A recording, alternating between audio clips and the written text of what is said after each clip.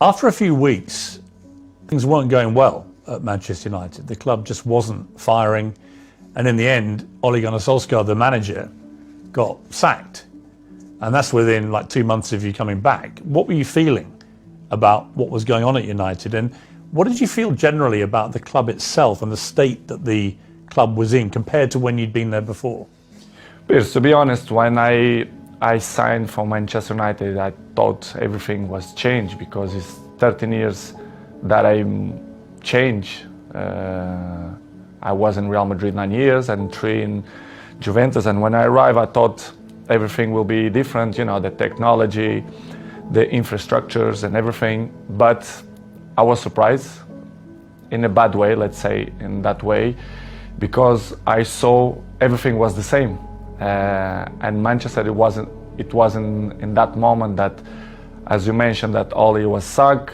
Michael Carrick, he assumed the job for two games, Villarreal and Chelsea away, and everything was so fast, but surprised me a lot. Instability in the club. Everything was kind of the same that I hadn't moved on. No, they stopped on a clock, in my opinion, which is something that surprised me. I didn't expect. And slowly they start to change. Even the windows, the new players, and was tough. Was tough for me because I didn't expect that. And because when you were there before, if Manchester United wanted a player under Sir Alex Ferguson, they normally got their man. Like now, it's a very different environment. After many years of failure since Sir Alex retired, United weren't getting the top players anymore. So were you surprised by that dynamic changing as well? Because you would have been used before to them, if they wanted top players, they got them. I was surprised. I thought when I signed, that they signed in that year, Sancho and Varane plus me, that things will be in the way that Manchester should be. As you mentioned, well, Sir Alex Ferguson left a big gap in the club. Not only Sir Alex Ferguson, but one person that I thought make the difference, David Gill, the president, a very, very good man. And the structure around Sir Alex Ferguson was very important too.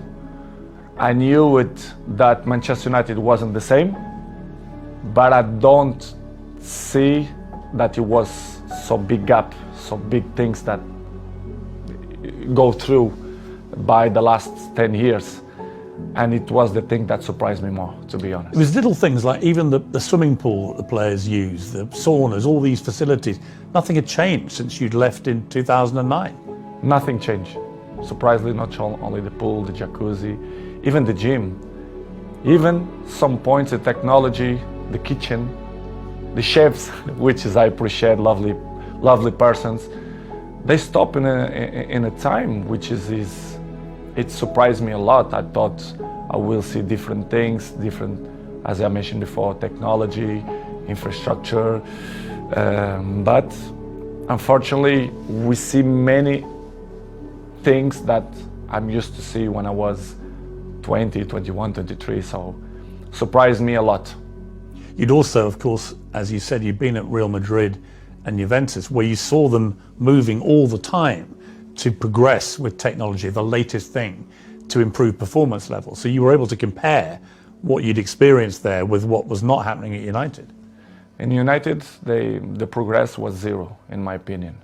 To compare with Real Madrid and even Juventus, that they follow the recent world. So the technology, especially the terms of training, nutrition, and conditions of eat properly and to recover better than before, surprised me. Manchester right now, to compare with that club, I think it's behind, in my opinion, which is something that surprised me. A club with this dimension should be in the top of the tree, in my opinion, and they are not. Unfortunately, they are not in that level, but I hope the next years they can reach to be in a top level.